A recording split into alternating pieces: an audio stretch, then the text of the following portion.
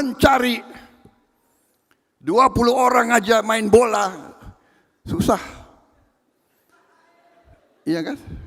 Benar nggak? Negara yang jauh lebih kecil dari kita, ya, jumlah penduduknya itu Sierra Leone, Ghana, ya, Nigeria, kemarin Saudi Arabia bisa ngalahkan Argentina. Saudara-saudara,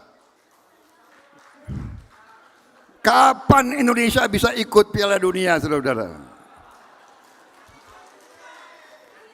Saudara-saudara, maaf, saya ini pencinta sepak bola, tapi saya nggak sampai hati. Saya tidak mau nonton World Cup.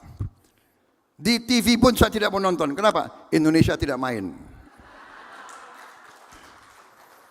Tapi dalam hati saya ingin buat suatu hari Indonesia ikut Piala Dunia. Salah satu akademi sepak bola yang terbaik di dunia sekarang ada di mana? Saudara tahu? Di Qatar. Di Qatar.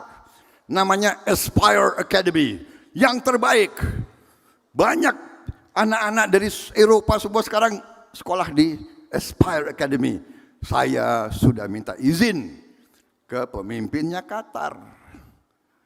Saya minta Indonesia boleh nggak kirim anak-anak kita? Oh silakan, silakan.